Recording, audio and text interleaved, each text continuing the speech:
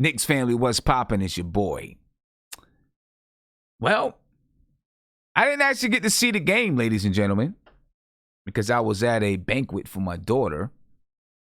But I did get to see the score, and it wasn't pretty. Wasn't pretty. So I'm going to rely on you guys to let me know everything that happened in the game. So we're going to reverse roles a little bit. You know? It is what it is. What did you expect, man? You knew the Knicks were going to get smacked by the Oklahoma City Thunder. So, let's get to the get down and let's talk about this basketball game.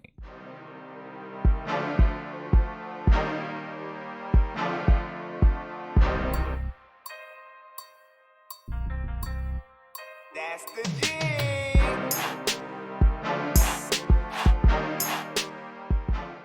And here we are, ladies and gentlemen. We're taking a look right now at the matchups for this game. And right now, this is news to me. All right, so everything that I'm looking at is news to me. So my reaction is my reaction. What you get is what you're going to get. Sorry to tell you.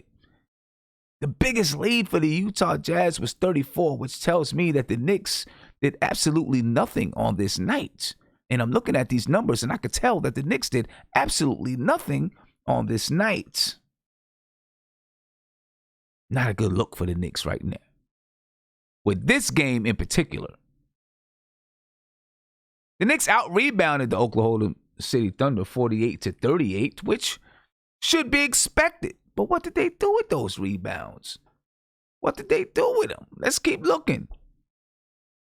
The Knicks out-rebounded the Thunder 48-38. They had 19 assists, 4 steals, 8 blocks, and 12 turnovers. But the Thunder, why the Knicks, listen, 12 turnovers is low. That's low. That's a low number. But the Thunder, they had 38 rebounds, 26 assists, 8 steals, 6 blocks, and only 4 turnovers on the night.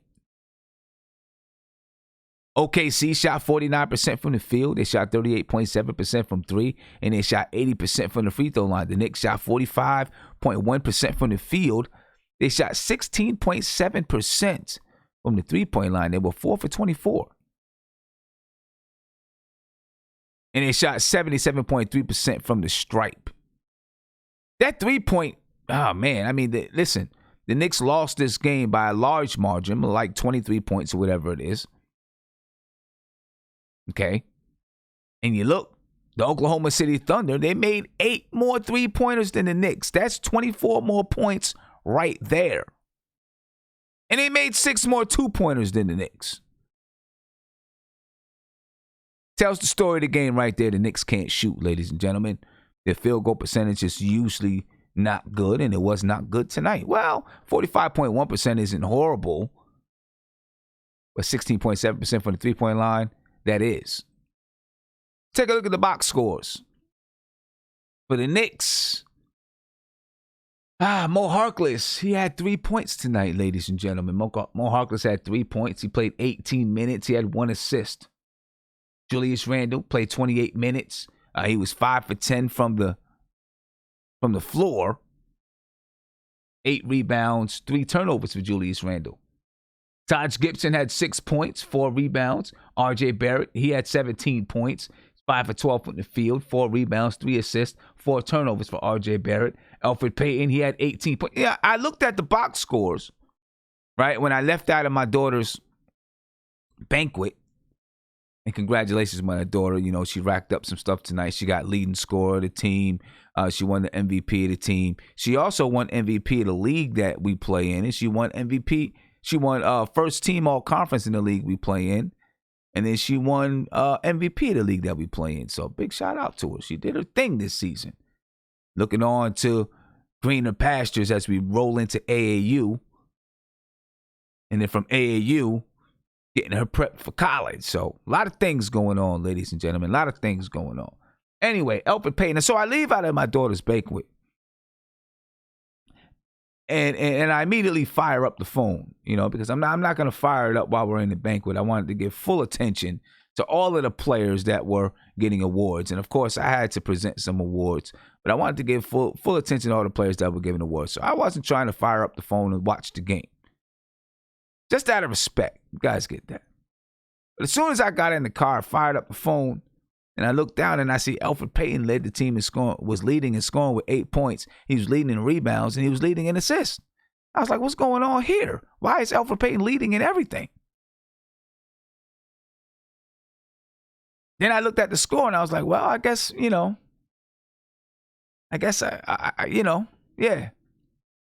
But anyway, Elfrid Payton had 18 points tonight. He was 7 for 12 for the field. He was 7 for 12 from the field. He had 9 rebounds. He also had 8 assists. Wayne Ellington played 13 minutes. He had 3 points. Frank Ntilikina, he had 7 points. He was 3 for 6 from the field. No rebounds, no assists. 1 turnover for Frank. Kevin Knox played 12 points. He had played 12 minutes. He had 3 points, 5 rebounds. Bobby Portis, he had 14 points, 6 for 11 from the field. He also had 7 rebounds. Reggie Bullock played 10 minutes. Damian Dotson, he played 12 minutes. He had 4 points. And Alonzo Trier, he played 12 minutes and had 5 points. Blowouts. The Knicks were blown out. Get them out of here. The OKC Thunder, who are in playoff contention, more than in playoff contention. And listen, the OKC Thunder, they surprised everyone this season. This was supposed to be a rebuilding team for OKC, a rebuilding season for OKC. And it's anything but at the moment. Listen, these guys, they got a nice little team. They're not going to win it. Right? They're not going to win it, but this was supposed to be a rebuilding year. And, they're hooping. They're hooping. Danilo Gallinari, he had 22 points. He led OKC. He had 22 points, 1 rebound, 2 assists. Shai Alexander, he had 18 points, 3 rebounds, 5 assists. Steven Adams, he had 12 points, 11 rebounds, 1 assist. Lagoons Dort, he had 6 points, 2 rebounds. And Chris Paul, all-star Chris Paul at 34 years old. And we're going to talk about Chris Paul a little bit later on. I know you guys are probably burning to talk about Chris Paul. And we're going to talk about the possibility of a 3-headed monster coming to New York this summer. Yeah, we're going to talk about that possibility. A 3-headed monster, a big 3 coming to New York this summer, maybe. We'll talk about that possibility. Chris Paul had 21 points. He was 8 for 13 from the field. 3 rebounds, 12 assists. Dennis Schroeder, he had 16 points. He played 29 minutes. He had 5 rebounds, 3 assists. Nerlens Noel, he had 8 points. Terrence Ferguson, no points. Amadou Diallo, the New York native, he had 12 points, 4 rebounds. Abdel Nader, he had 9 points, 3 rebounds. Mike Muscala, Deontay Burton, they played a couple of minutes. Only Deontay Burton scored out of those 2. He had 2 points, 1 rebound. Yes, ladies and gentlemen, the New York Knicks take their 2nd loss in a row after defeating the Houston Rockets. They lost to the last team that they played. Can't even think of who it was right now. And they just lost to OKC. I don't know what we expected. I guess, after the Knicks defeated the Houston Rockets, maybe some people thought, well, maybe they could pull out. Maybe they could sneak off another one of these wins. But it was not to be. Was not to be. The Knicks beat the Houston Rockets, got blown out by the Utah Jazz. Now blown out by OKC Thunder, and the Knicks face Detroit on Sunday. Detroit's 20-43. The Knicks are 19-44. The OKC Thunder, ladies and gentlemen, they're 39-24. And OKC in the Western Conference. And I'm going to get to the guys that's in the video chat here. In the Western Conference, OKC, ladies and gentlemen, they're 6th in the Western Conference. What's it supposed to be there? They're 6th. They're 1 game behind the 5th seeded Houston Rockets. They're 1.5 games behind the 4th seeded Utah Jazz. And they're 3.5 games behind the 3rd seeded Denver Nuggets.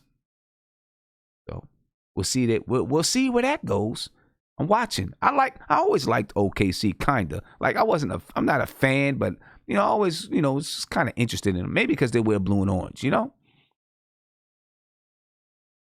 me a favor, ladies and gentlemen, subscribe to the channel, ring that notification bell. You'll be notified anytime I go live, drop a video, or post in my community section. And check me out after tonight's show.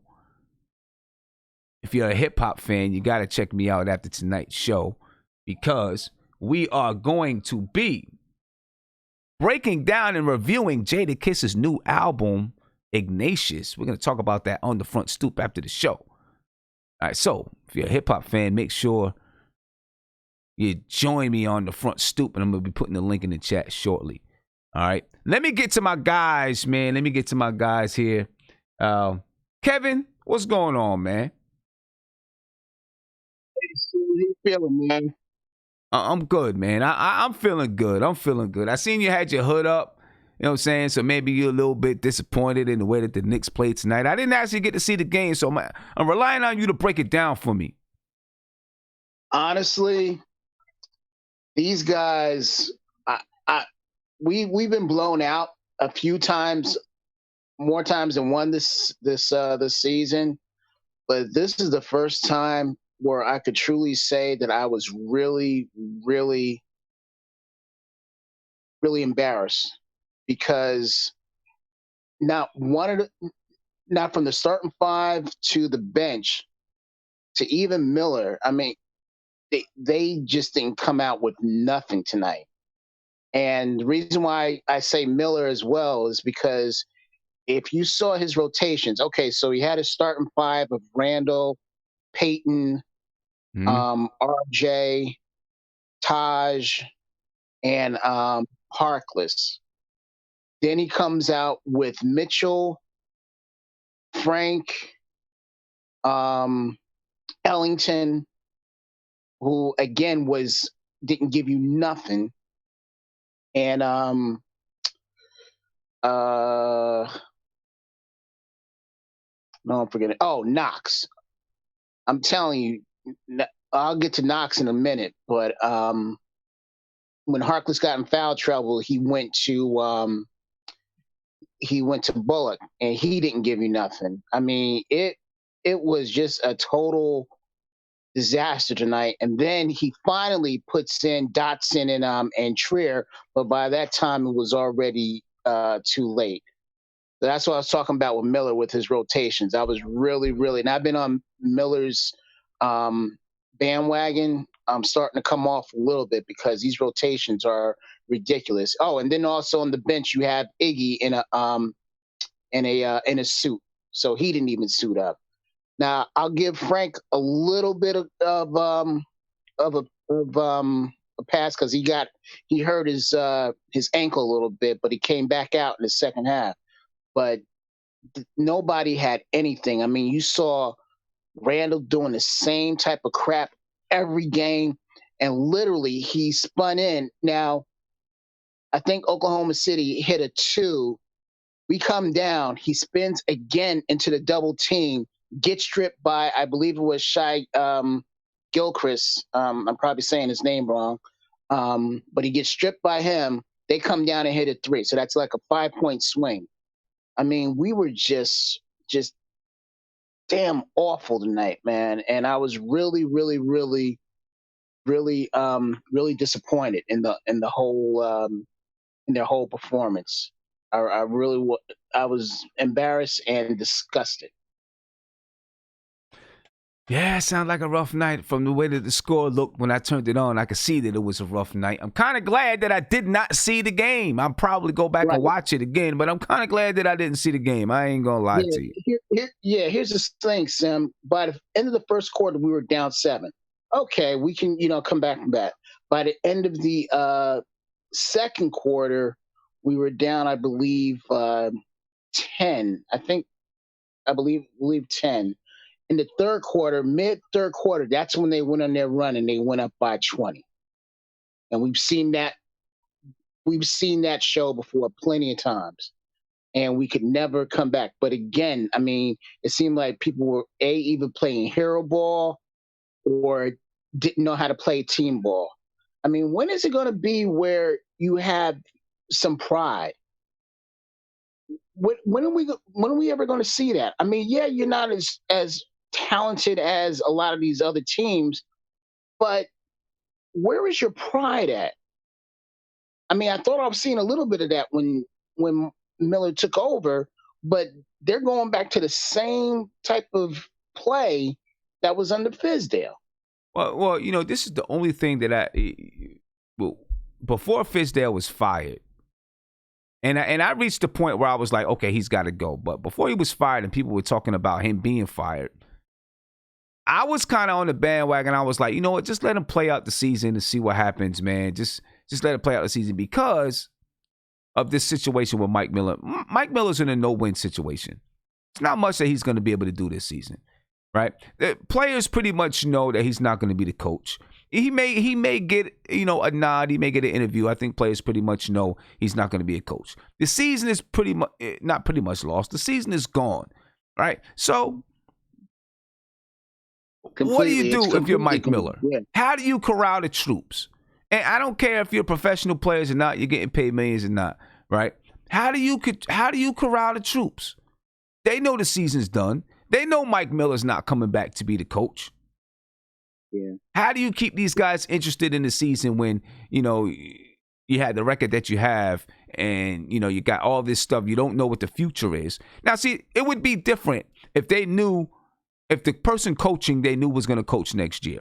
And they knew what was going on with the front office. You know what I'm saying? And they understood the direction. Now it's like, okay, so now we're playing so that we can start to build, so that we can build for next year.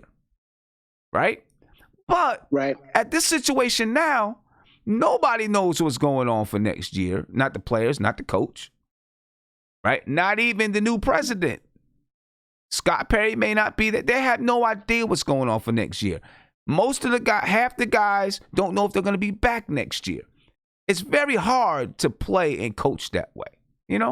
It's just, honestly, it's just something. Even the young guys don't know if they're going to be back. Right. RJ and Mitch do. Oh, go ahead.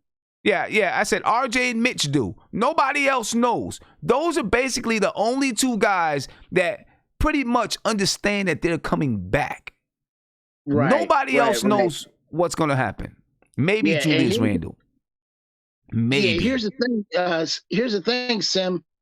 These guys, a lot of these guys could be traded on draft night. They can. I mean, let's say we really, really want that player, whether it's the Melo or whoever. Let's say we really want that player. We don't get the position that we want in the draft.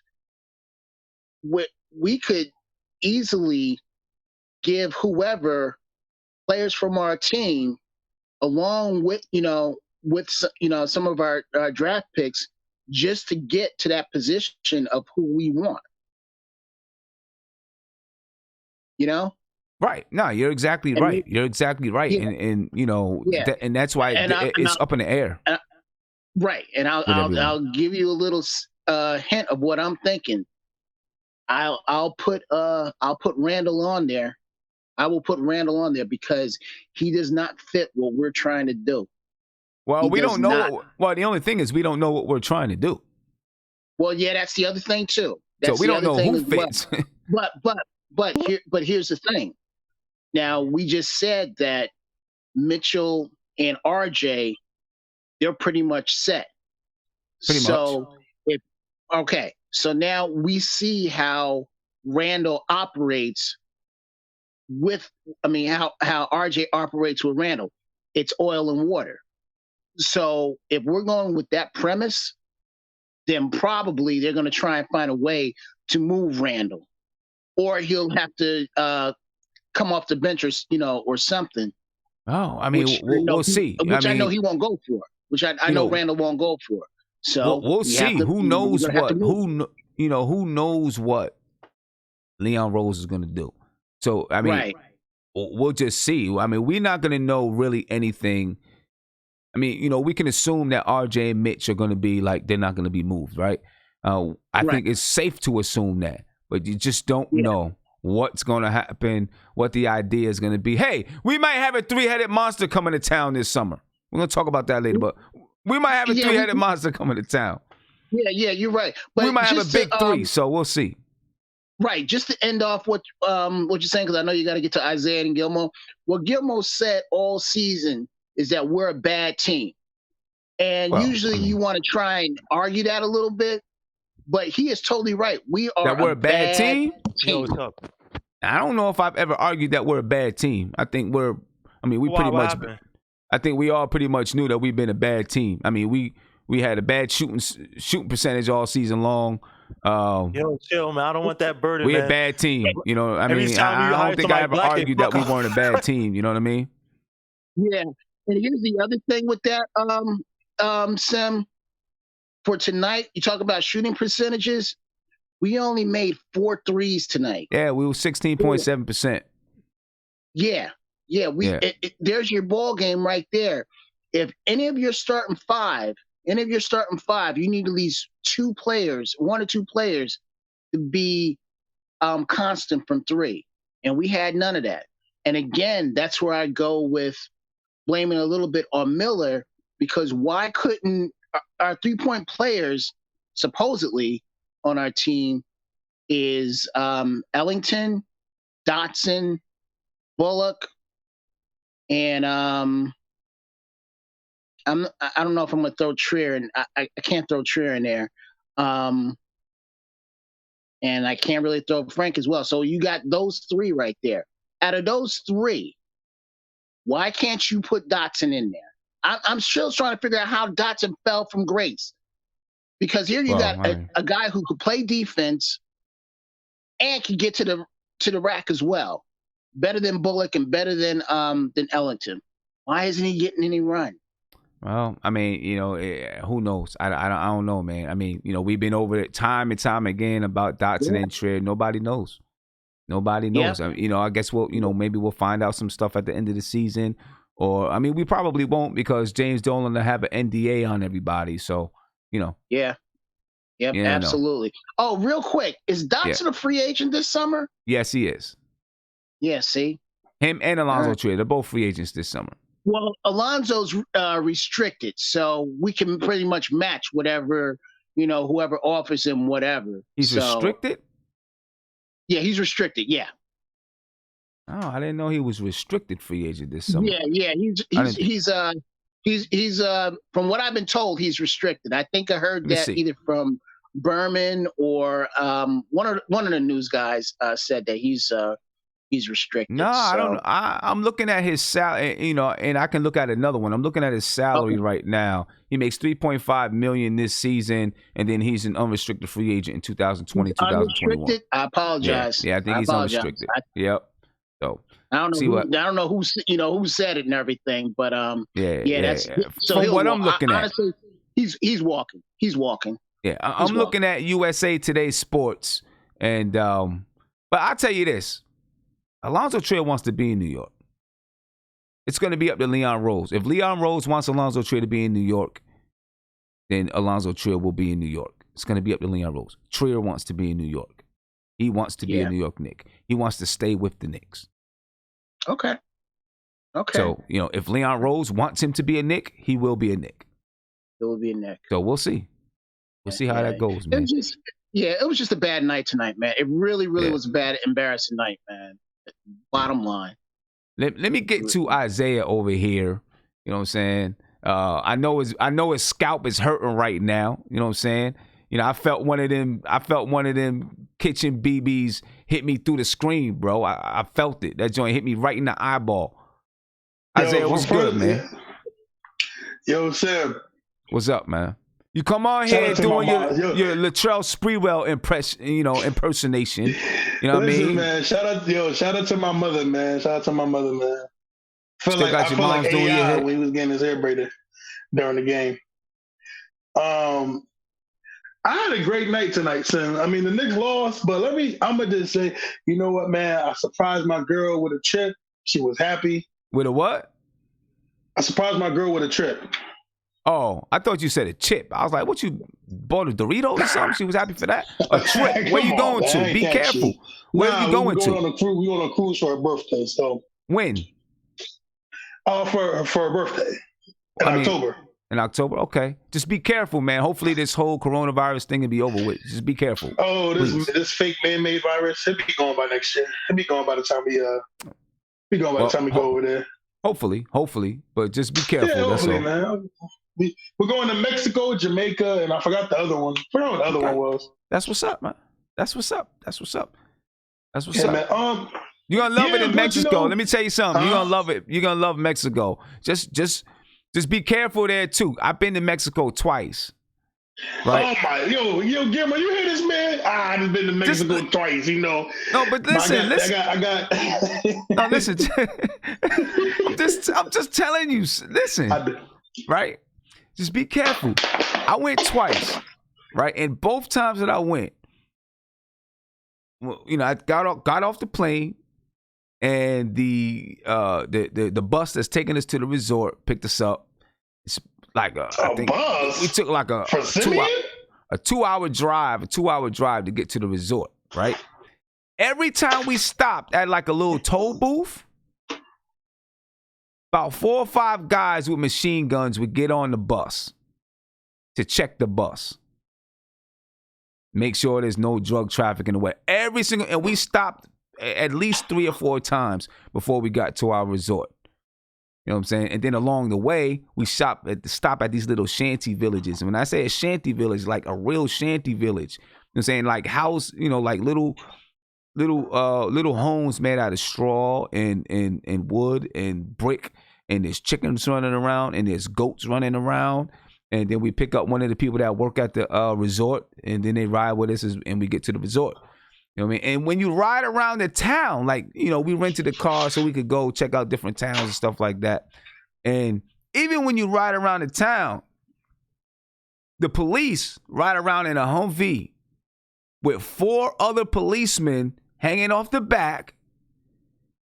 One, and they're all facing 4 different directions with whatever kind of automatic rifle, just hanging off the side of the Humvee, waiting for something to happen. I don't go no more.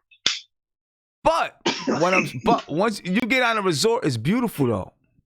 And, I mean, it's other parts. Besides the AKs, it's beautiful though. Yo, it's beautiful on a resort. It's beautiful. It's beautiful. But see the difference though, Sam. I'm not a made man. You a made man. You shook hands with Sinatra. Come on now, man. I'm just saying. I mean, you're going on a cruise, so you're chilling. You're going on a cruise. You know what I'm saying? Yeah, man. But going on a cruise. Yeah, you're right, but thanks you though, man. I can't. I'm gonna ask about you in Mexico. Don't ask about me. Oh yeah, my bad. Yo, Gil, I'm gonna be on Narcos. I'm gonna have my head bearded, man. I'm gonna be gone. But you know what, Sim? Knicks got smacked again. Jesus, I hope this wasn't a Chris Paul, trying to show Leon Rose, hey, trade me game. I hope that wasn't the case. Yeah, man, you know what, Sam? I think it's like what you and Kevin saying. It's getting towards the end of the season. I believe these dudes checked out already. A lot of these dudes checked out. Well, the only thing I would say is I don't know if there's anything to overreact to. Remember that they're playing a team that is really good compared to us. So, they're going to look terrible. They look terrible when they play teams that aren't that good. You know what I'm saying? So, it's going to happen. But coming down at this point of the season, man, I mean, this really, what can Mike Miller really do to corral the troops? Just not much. Yeah. It's just so hard with not knowing any kind of future. And you would hope that because they're professionals, they can come out and be able to do this and do that. But they're human too. You know what I'm saying? Yeah. And hey, Sam, can I say this though, Sam? Can I say this real situation. Quick? Yeah, go ahead. And sometimes, man, how can I say this? And it's not that I don't like Knox. Because you hear a lot of people, especially a lot of Knicks fans, they be like, oh, man, remember we could have had, Donovan Mitchell over Frank? I'm thinking that he could have had SGA, man. Could have had SGA, man. we wouldn't be worrying about a point guard this year. But Well, shout out to coulda, woulda, LaMelo Ball, shoulda, man. Coulda, woulda, LaMelo shoulda. Ball all the way, baby.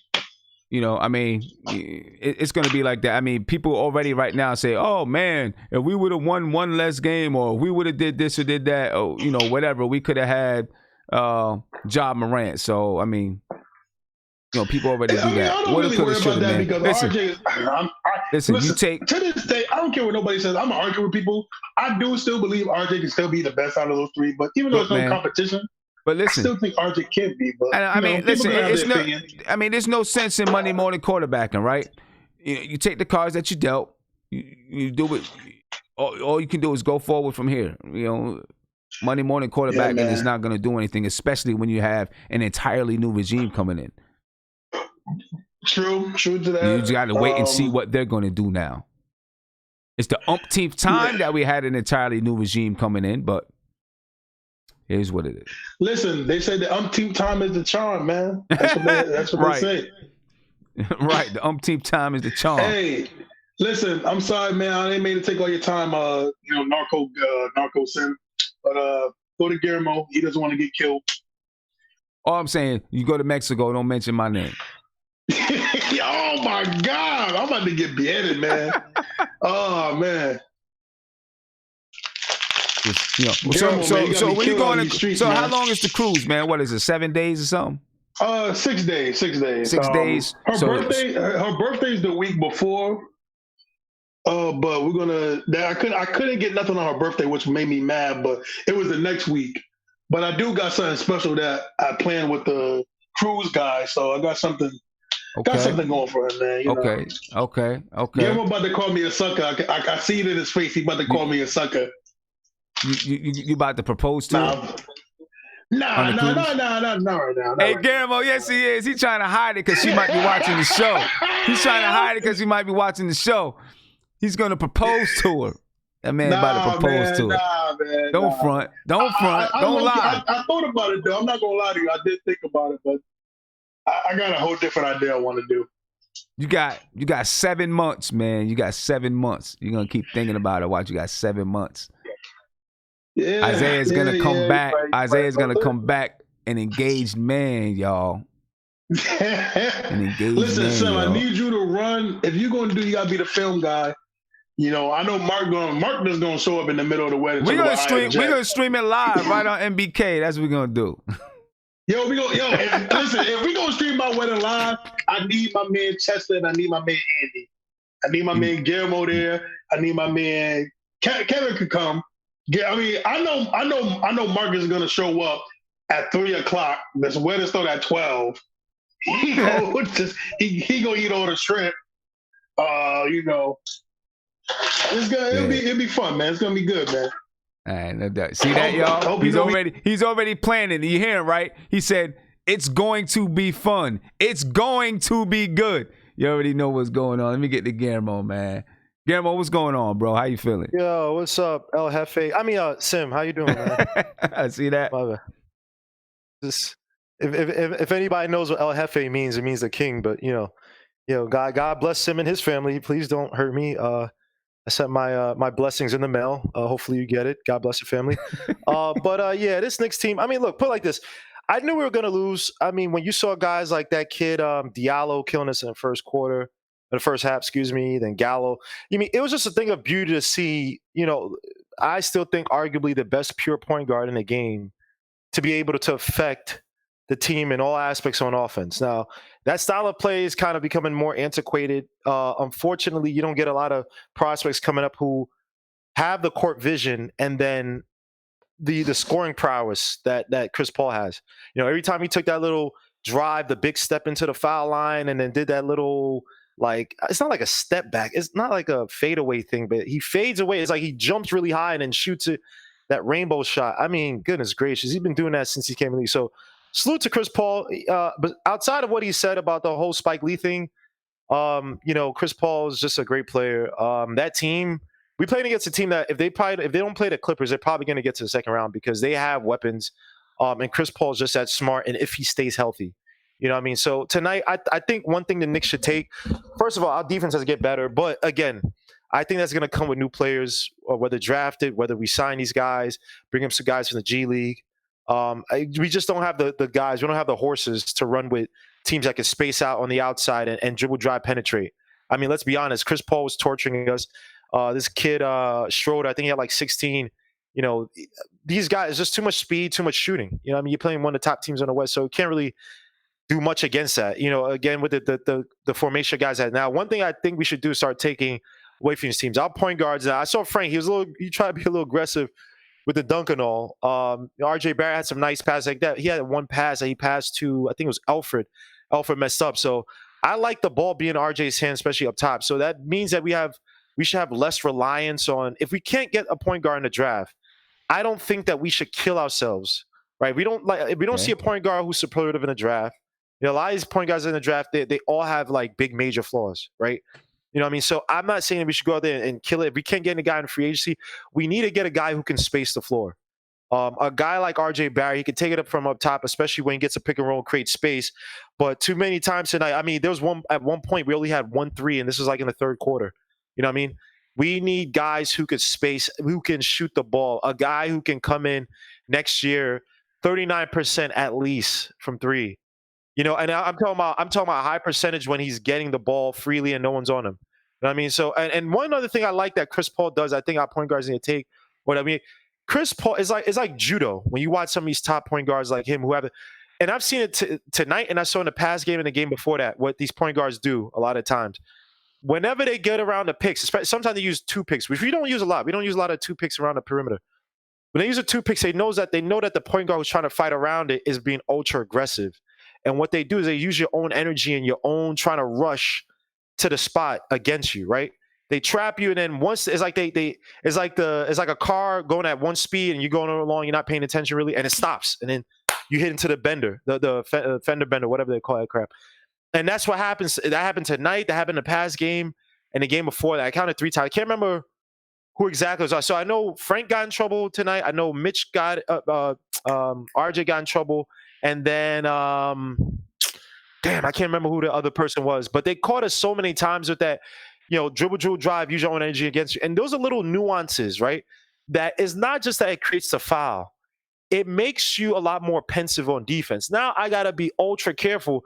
And by the extra second you take to make sure you don't jump into me or run into me, I'm off to the races. Now I'm going. That's how Chris Paul can't beat you. He's not John Wall of old. He can't beat you in a foot race. But what he does is use his smarts. And I think that our team, I don't know whether it's watching film. I don't know if it's a summer league. If you have to play summer, whatever. Our players, it probably mostly has to be film. Someone needs to teach these guys some of the nuances of the game because, like I said, if you can't beat them on speed, we don't have a Ja Morant. We don't have one of these speed demons who can create through their own athleticism, create mismatches when driving to the basket.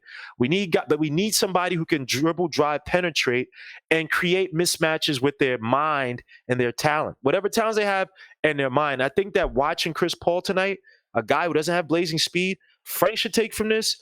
DSJ should take from this. Even Trier, who's not a prototypical point guard. Alfred Payton, he's a heady point guard, and he does that time. He likes to trap guys on the hip. But even that move I saw from Chris Paul, and you saw how our guards literally watch from that whole game. Second half, Chris Paul became hot because they had to second guess the ultra aggressiveness in trying to catch up and play defense on Chris Paul. So that's the thing. I can't get too mad at these guys. Look, it's the Thunder. It's a top team. It's the end of the year. I think that now is a time for us to try to learn and grow and develop from some of these guys we take. And hopefully we play more of the young guys. Play Trier once in a while. I can only pray. But yeah, that's all I got. I mean, I agree with you. The hard thing is with so much stuff, 2 guys you really know are coming back next year. Everybody else on the team, you have no clue. You don't know what kind of philosophy is going to be in place. I mean,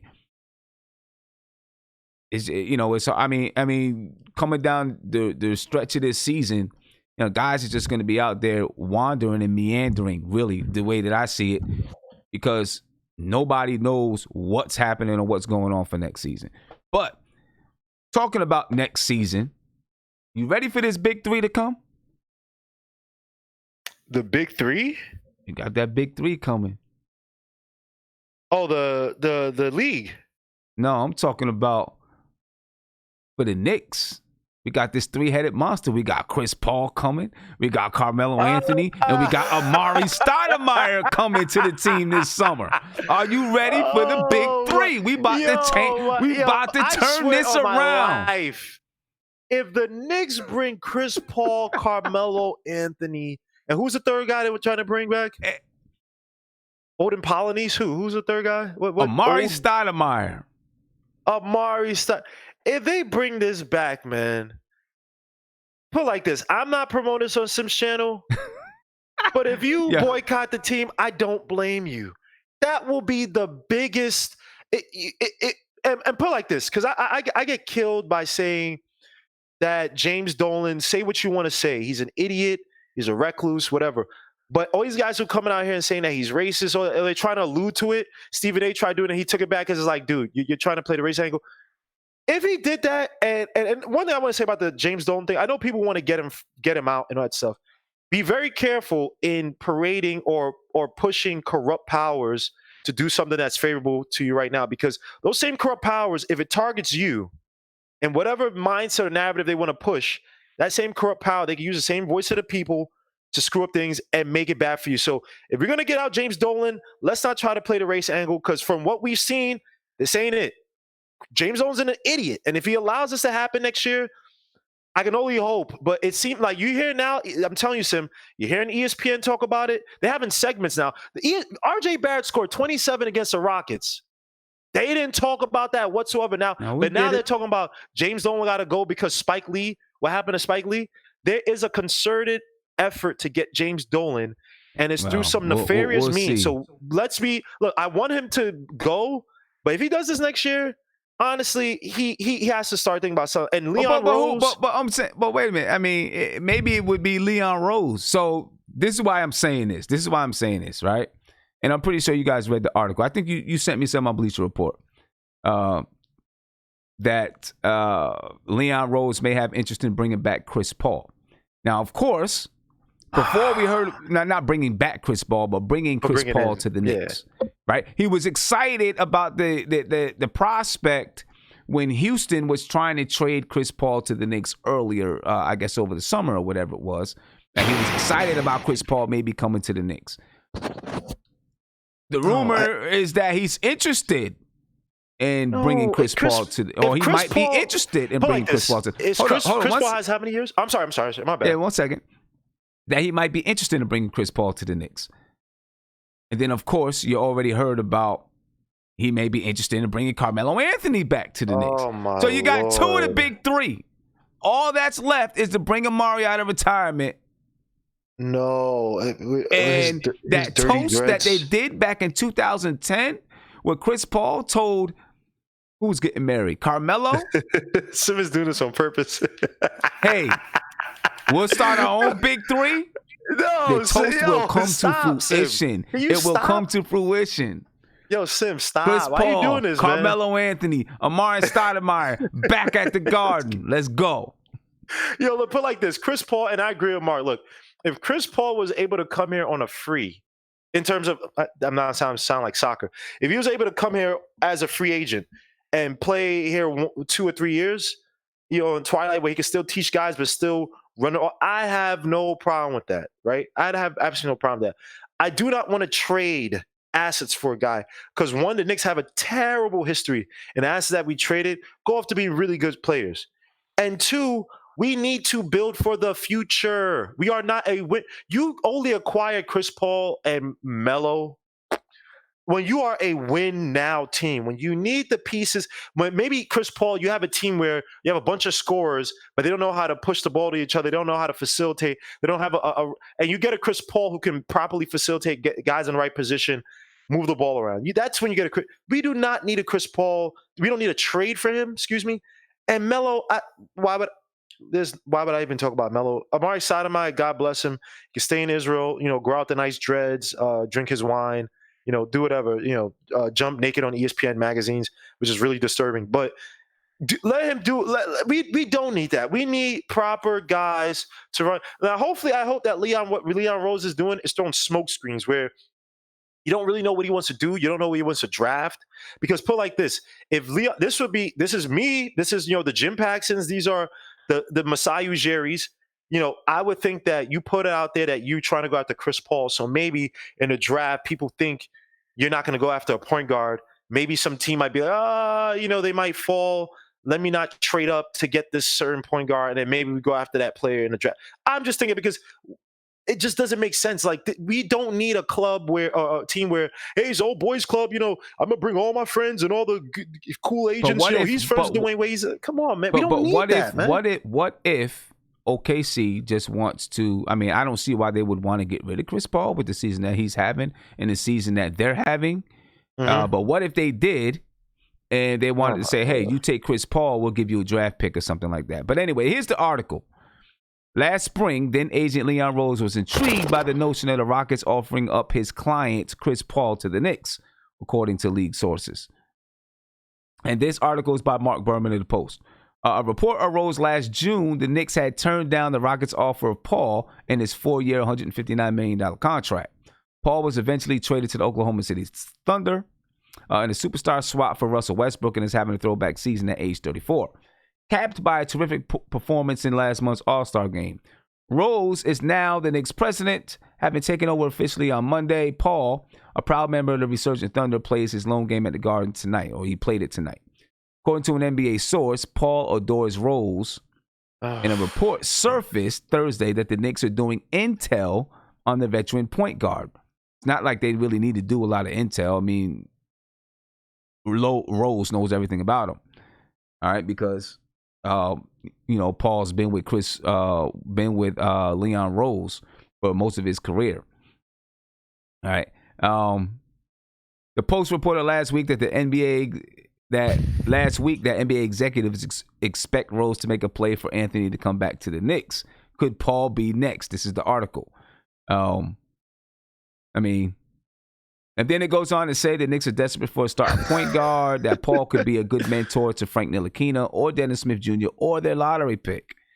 All right. Now, here's the thing. The Knicks could absorb Paul's contract, right? Because, once they, guys like Bobby Portis, guys that they do not bring back next year, the Knicks would have enough money to absorb his contract. So they wouldn't even have to trade players. They could absorb his contract.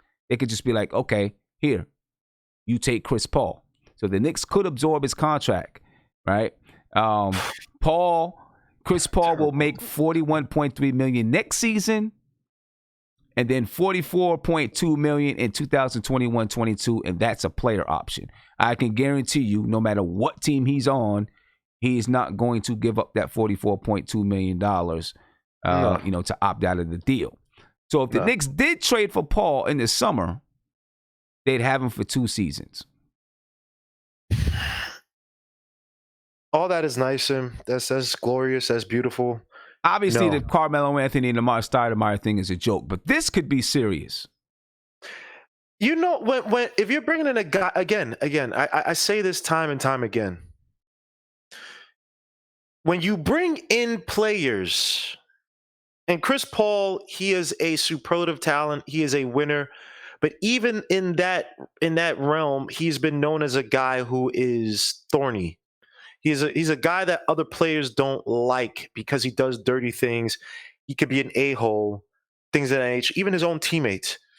The thing with Chris Paul, now you have the experiment where it's like him and Jimmy Butler are like almost, I won't say two sides of the same coin, but Jimmy Butler went to the perfect situation, right? Where we used to, I thought that I liked his mindset, but what he did with the Timberwolves, he could have went about a different way. But he's in a perfect situation with the Heat. Chris Paul to me scares me because yes, he's getting paid, right? This guy's been also injury prone. So if he comes to the Knicks, would his mindset truly be on winning like it was in the past when he was with the Clippers and when he's with the Hornets? Because let's be honest, say what you want about Chris Paul, he's probably overworked himself in terms of playing above what he should. Because look at those teams when they had nobody, him and Tyson Chandler on the Hornets when they went to play the Spurs in the playoffs. Those Clippers teams that really didn't have much, and they probably overachieved. Even when they lost 3-2 to the Rockets, they probably overachieved with what they had on that team. You know what I mean? So Chris Paul come to the Knicks, you're talking about a guy who his attitude could be, is he truly a leader? He's in a situation where there's no more Westbrook. So now Billy Donovan can coach the way he wants to coach and is actually working. And guys develop. SGA, you have Gallinari who can hit the shot from the outside. Steven Adams is still a really good center. You got guys like Schroeder who come in and score off the bench. You got this kid Diallo. So that team was already budding, and you already saw the progress with that team even from last year. Right, even when they didn't have some of these guys, the Clippers traded that got traded to the Clippers. You saw that Billy Donovan's all right. Once Westbrook probably leaves, or if he leaves, you know it's probably going to be difficult because Billy Donovan is too good of a coach to just keep playing. Coach to say wait with Westbrook. So to me, with Chris Paul scares me because I don't know what you're going to get for an aging, injury-prone, well-paid guy who might be like, screw it. You know, his attitude has never been, let me concede my attitude. Let me not concede, but let me compromise my attitude to try to get guys that play on my mindset. And he's such a great talent. That happens with a lot of great talents. They just don't know how to make that attitude a little bit different so other guys can galvanize around it. The only thing that saves Chris Paul, honestly, is the fact that he's a natural facilitator of the ball. He's a pure point guard. So it looks as if his attitude is, let me get everybody involved. But his way to be effective is to do that. So I'm just not with it. Look, if he came on a free, the only thing I would say there is, and this is just my opinion, I do not think that Chris Paul is the type of player, has the type of mindset where he would be like, I'm just going to throw the towel in, because I'm here in New York and there's not, talent here or whatever. I just can't see Chris Paul being that type of guy. My statement was that it wasn't that he was going to come in and not give a F. I said that every place he's been, he's a guy who wants to win. But the thing about it is that a guy who's aging, a guy who's, let's be honest, he's getting more injury prone. He might be, like I said, with his attitude, it may not be, all right, this New York Knicks team is a little different. They don't have any culture, really, a winning culture. They really don't have a strong foundation outside of, a few guys, RJ Barrett, Mitch, whoever they bring in next year, they're hoping for. They don't really have much of a foundation. And he might be like, well, it's my way because I'm a winner or I've been on winning teams. And it may rub people. And I hate it sounds corny, but some guys may not galvanize to it. And there might be diversions versus the Chris Paul, I would hope would come and be like, all right, these guys, I'm not saying it's sensitive, but they may be different. I can't act the same way I was on other teams to try to lead them. I got to be a little bit more, because when he was on other teams, he would scream on his own players, like kind of like insult them, whatever. And it's like, all right, dude, even when they were doing well, that's what I'm scared of. I just don't want it where his idea of winning, it might be so unmeshable, and he may not even try to compromise and be, all right, let me tone it down and try different tactics to get these guys to play on my level. You know what I mean? It might just be like, screw it, and then it just have a little split. Honestly, I feel like this team needs a guy like that. Yeah, not that I'm angling for Chris Paul, because I really don't, like the contract is a little bit crazy. But if they traded him and brought him here, I think he would help these guys. Right now, with the team that we had, I think you could put 10 more wins on the books with Chris Paul, at least, right? Because of that same exact attitude. Here would be my biggest fear about going into next season. My biggest fear is if they did trade for him or, absorb this contract. My fear is that this season, like you said, he had to give so much for so many years, and that this season is like, how you get that battery, right? And the battery kind of ran out, and then you put it in the remote, and it gives you that one last gasp for a little bit, and then it's done, right? That I'm afraid maybe this season is like that last gasp, and then he really does run out of gas. Obviously, you're not going to take it away from his mind. I'm talking physically, but I feel that attitude that he brings is exactly what this team needs. That's what I think. I think it's exactly what these guys, they need someone to put them in line on the floor. I agree with you 1,000%, because like I said, his natural talent, if you think about it, his talent is oxymoronic, right? It's that he makes other people better. There's some guys who they can't get out of the idea of just scoring. They just got to score. His thing is that he has to. He feels like he's only on the court to facilitate. So if he's naturally on the court, just his talent alone would make us a better team. The Knicks need the proper foundation where honestly, if you have a Chris Paul, you almost need a weak coach. And it sounds crazy because Billy Donovan's not necessarily Well, Donovan was kind of weak with Westbrook because he really didn't set his foot with Westbrook. But I think in his older age now, Chris Paul's like, all right, this team is already on something. So I can't really, you know what I mean? I'm not going to do what I did with the Clippers or where I'm kind of a thorny guy. But if he comes to the Knicks where they don't have that winning foundation or culture, you almost need a weak coach that's going to allow, I don't say weak, but a coach that's going to allow Chris Paul to basically be the coach on the floor. Right, you don't need a clash of personalities in terms of what the team identity, how they're going to play, how to stop, because you're basically going to operate through Chris Paul, essentially, right? Yeah, and then I you think that's need what you players, and like you said, in a perfect world, you have a bunch of players. Me, I would love to play Chris Paul because he's gonna. I don't have to be friends with you on the court. If you're gonna make me better, if you get me in the proper spots, if you're gonna make it the game that much more easier for me, I'll sign up for it. But we know how the NBA is, and we talked about this, Sim. I've got on younger players before, and we talk about, hey, AAU, some of these kids aren't coached right way, blah, blah, they're different. It's different from how we grew up. You know what I mean? So it's just, I get it. And I just don't want to trade so much. Look, if Chris Paul's coming out free But you agent, I wouldn't would sign trade this up in a anything. second. That's the thing. You wouldn't trade anything for him. That's the kicker. You wouldn't trade anything, right? So like Bobby Portis makes $15 million. You wouldn't up his contract. Alfred Payton, you wouldn't up his contract. What's Alfred Payton's contract? Sorry, I think 8. Well, let me see. Alfred Payton. Let me see.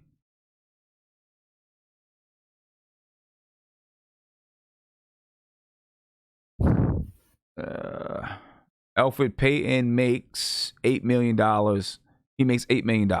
So you got Taj Gibson at $9 million this year, right? But by June 28th, if you waive him by June 28th, then you only got to pay him $1 million, and your books are free for next year. The same thing for Wayne Ellington, he makes $8 million. Same thing for Alfred Payton, he makes $8 million. The same thing for Bobby Portis, where the Knicks just have a team option for Bobby Portis, he makes $15 million. Right, you got Mo Harkless is coming off the books. I mean, the Knicks can make up that money if they really wanted to just absorb his contract without trading any players. They could do that, right? Where they just absorbed his contract and then they didn't trade anybody. If they don't trade anybody, because I mean, honestly, this draft is going to be, and he has 2 more years, right? Like next year, he would have 2 more years, right? Next year and then the season after.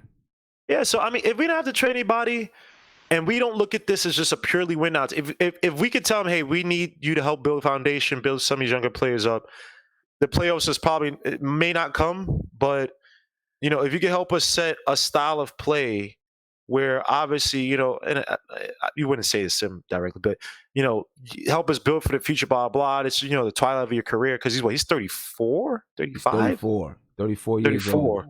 So. And then maybe in the second year, you just say, hey, we'll trade you to a contender, whatever. I don't know. Can you take part of his contract? You could do that, right? Can you? What? Can you eat part of his contract to say, no, you can't do that, right? I don't think so. I think you could send baseball, money to another team. You could send money to another. So you could be like, okay, yeah, you take them and we'll send you $3 million or something like that. You could do something like that. I mean, if you could do that, because, I mean, right now, Sim, if you look at the landscape, we don't have a point guard. There's probably not going to be a top point guard in the draft that we should take. Then the free agency landscape, Dame Lillard already, I can't really think of any top point guards. Correct me if I'm wrong, Chad, I just don't know. I don't have a Rolodex in front of my face. But, I'm not against it. And it's just tough because I was just thinking about this. It's like, well, our money would be tied up with him. But then again, who the hell wants to come to the Knicks? So right. So, I mean, so look, the Knicks can free up next year by not signing Bobby Portis or refusing his option, by not re-signing Mo Harkless, by waiving Taj Gibson, waiving Wayne Ellington, waiving Alfred Payton. I'm not even including Alonzo Trier and Damian Dotson. That's another $5 million there, but I'm not even. Just by those players right there, they can free up $52 million just by those players right there. Now, they could absorb his contract and then have $10 million to use in free agency or something like that. I mean, I'm not saying that they're going to do it and that they should do it. But, I kind of think like this, with what you were saying about, I think for a coach to have a point guard that you can just say, you run this show. Here's our system. You run it on the floor.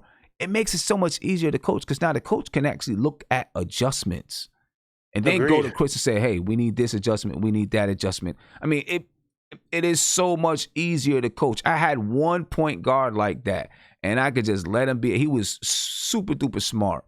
You know, he didn't go on and play in college. He could have played Division III or Division II somewhere, but he wanted to go to his father's alma mater, which is cool. But he was just super duper smart, and he knew everything that we wanted to do. And I could just sit back and just strategize about, okay, I tell him, hey, Cam, you have him do this, have him do that. And he go out there and he just get it done. I mean, he was super, you know, I mean, to have that, I mean, it just changes everything. I mean, can I ask you one question though, Sim? And this is an interesting one. If you had, and say that it would come, it would work, right? Who would you rather have, Chris Paul and all that money tied to him, or would you rather have Brandon Ingram? And you would get Brandon, like you would get the restricted free agency. They wouldn't match. They wouldn't try to match it. Oh, Brandon Ingram all day. Okay, I do Brandon Ingram all day.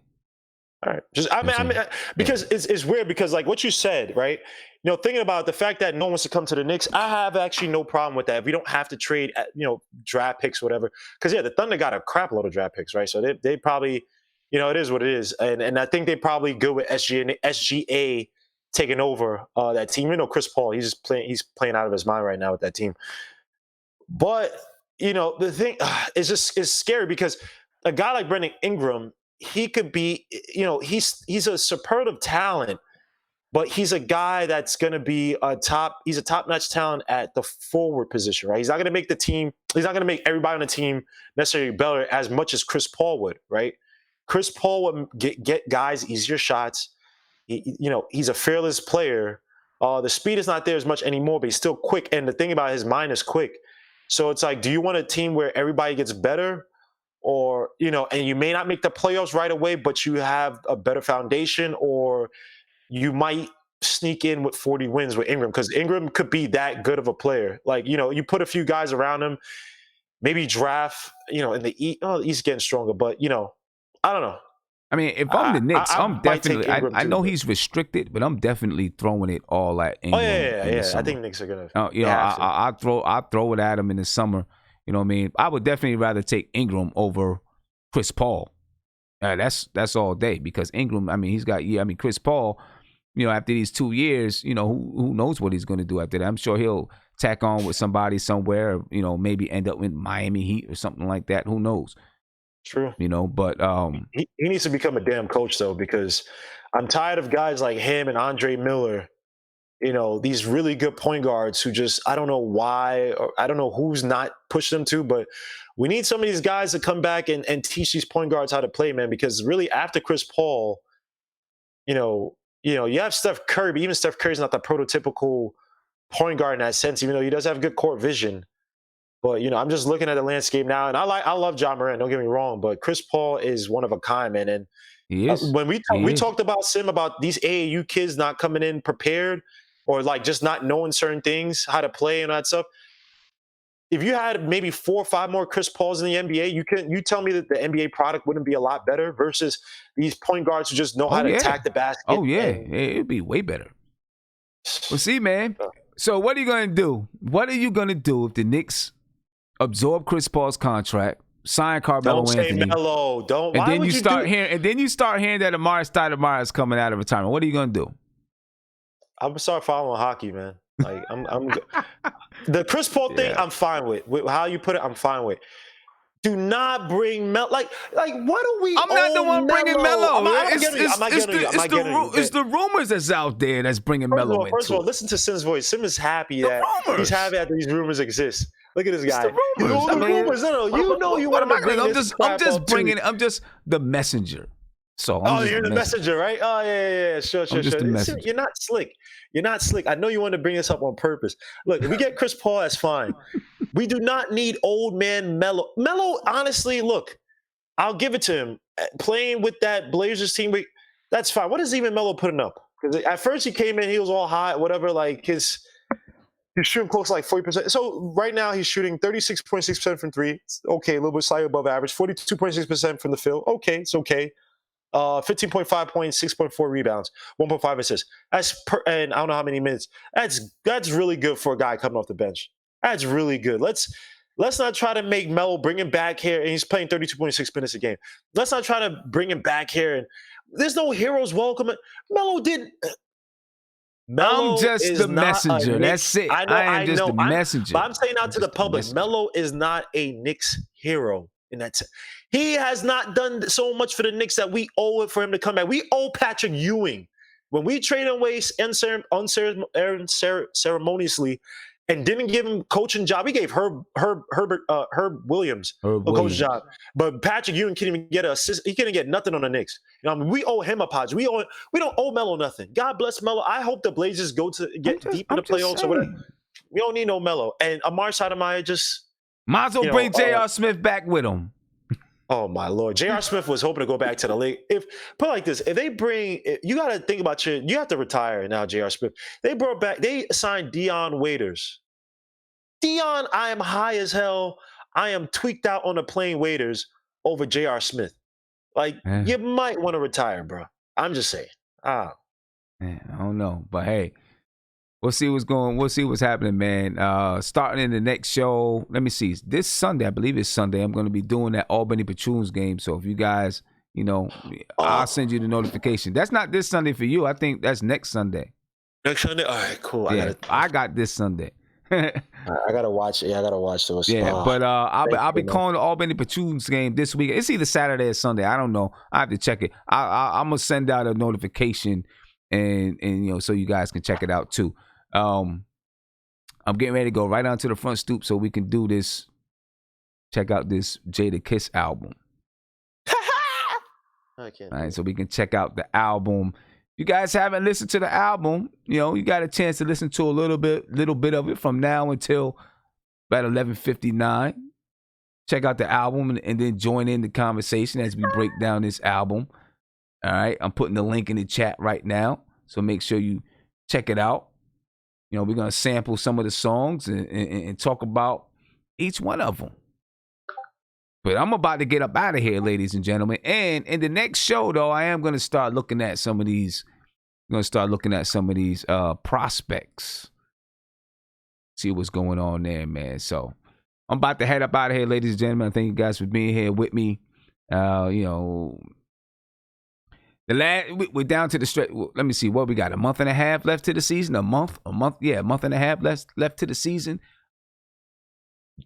Just like every other year, the Knicks not in the playoff hunt, so we're going to talk about the draft. All right, we're going to talk about the draft. So y'all should be used to that by now. All right, so let me get up out of here, man. Yeah, give us some Isaiah, man. Wake up and give us some last words, man. You going on the front stoop, right, son? Yeah, I'm going on the front stoop, but you got to be awake to get there. Yeah, drink a man. coffee, You know what, man? It's crazy, man. I'm gonna be up there for like 20 minutes. I'm gonna go to sleep after, but yeah, man. The big three is coming, Guillermo. We're gonna have Chris Paul, Carmelo, Stoudemire. You know what? Bring back Tyson. Bring back Tyson Chandler, man. Let's bring that 2012 Knicks team back, man. Let's get the 54 wins, man. Yeah, you never know, man. They might do whatever. I don't know, but anyway. Hey, so gotta say something, man. Rasheed Wallace was my favorite 1 year Knicks. Yeah, no doubt about that. I agree with you there. That was my guy. That boy back. That was my guy. But anyway, I'm gonna get up out of here, man. Definitely. I see you guys over on the front stoop, ladies and gentlemen. Thank you guys for being here with me. I appreciate you guys, man. Make sure that you join me on the front stoop next. All right, I'm putting the link in the chat. Join me on the front stoop as we break down and talk about this Jada Kiss album. I want to know what you guys think about it. All right. So I'll catch you guys Sunday. I'm going to get back to doing my game previews. It's just been a crazy 2 weeks. I'm going to get back to doing my game previews. I'm going to catch you guys on Sunday. Make sure you catch me as I call the Albany Patroons game. You'll get a notification about it. To be exclusively on Sportscaster as well. I'm out of here, folks. Peace. Let me try to get that. There we go.